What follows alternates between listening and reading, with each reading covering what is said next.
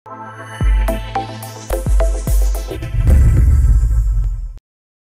friends, welcome to our channel. இன்னைக்கு நல்ல மொறுமொறுப்பா செய்யக்கூடிய ஈவினிங் ஸ்நாக்ஸ் எப்படி பண்றது இந்த வீடியோல பார்க்க போறோம். இந்த ரெசிபி நீங்க ஸ்நாக்ஸாவும் சாப்பிடலாம். அதே போல வெரைட்டி ரைஸ், ரசம் சாதம், சாம்பார் சாதம் எல்லாத்துக்குமே இது சூப்பரா இருக்கும். இப்போ ஒரு பவுல்ல தேவையான அளவுக்கு தண்ணி ஊத்தி கொதிக்க வச்சுக்கோங்க. இது கூட மினி மீன் மேக்கர் சேர்த்திருக்கேன். தேவையான அளவுக்கு சேர்த்துட்டு ஒரு 5 நிமிஷம் நல்லா பாயில் பண்ணிட்டீங்கன்னா நல்லா சாஃப்ட்டா வெந்துரும்.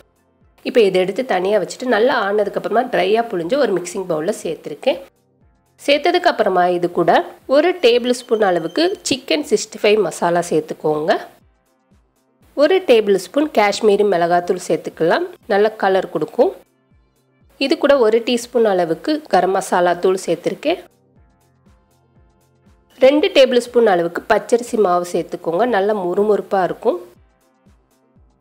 2 டேபிள் ஸ்பூன் மைதா மாவு சேர்த்துக்கோங்க, அந்த மாவில் நல்ல பைண்டிங் ஆகும். இது கூட 3 டேபிள் ஸ்பூன் அளவுக்கு கடலை மாவு சேர்த்துக்கோங்க. கடலை மாவு கொஞ்சம் அதிகமாக இருக்கணும், அப்போ தான் நம்மளுக்கு சாப்பிட்றதுக்கு நல்லாயிருக்கும். அதிகமாக எண்ணெய் குடிக்காது. இது கூட தேவையான அளவுக்கு உப்பு சேர்த்துக்கலாம்.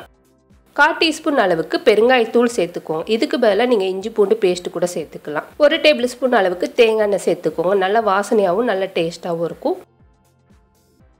இப்போ இது எல்லாத்தையும் நல்லா மிக்ஸ் பண்ணிடலாம். இதில் இருக்க தண்ணியே போதும், பத்தலைன்னா ஒரே ஒரு டேபிள் ஸ்பூன் அளவுக்கு தண்ணி சேர்த்து இதை நல்லா மிக்ஸ் பண்ணிக்கிற போகிறோம். இப்போ நல்லா மிக்ஸ் பண்ணியாச்சு. இதை உடனே நம்ம பொரிச்சு எடுத்துக்கலாம், ஊற வைக்கணும்னு அவசியம் இல்லை. இப்போ தேவையான அளவுக்கு ஆயில் ஊற்றி நல்லா ஹீட் ஆனதுக்கப்புறமா மீடியம் ஃப்ளேமில் வச்சுக்கோங்க.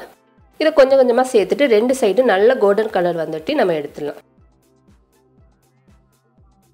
நல்ல மொறுமொறுப்பாக இருக்கும், டேஸ்ட்டாக இருக்கும். உள்ளே நல்லா சாஃப்டாகவும் மேலே நல்லா மொறுமொறுப்பாக இருக்கும். இதே போல் நம்ம எல்லாத்தையும் பொரிச்சு எடுத்துக்கிற போகிறோம். இப்போ ரெடி ஆயிடுச்சு. எடுத்து தனியாக வச்சுட்டு இது கூட ஒரே ஒரு கொத்து கருவேப்பிலை சேர்த்து பொரிச்சு எடுத்துருங்க. இதே போல் நீங்களும் மீன் மேக்கர் பக்கோடா செஞ்சு பாருங்கள், நல்ல டேஸ்ட்டாக இருக்கும். இந்த வீடியோ உங்களுக்கு பிடிச்சிருந்துச்சுன்னா லைக் பண்ணுங்கள், ஷேர் பண்ணுங்கள், மறக்காமல் நம்மளோட சேனலுக்கு சப்ஸ்கிரைப் பண்ணுங்கள். தேங்க்யூ.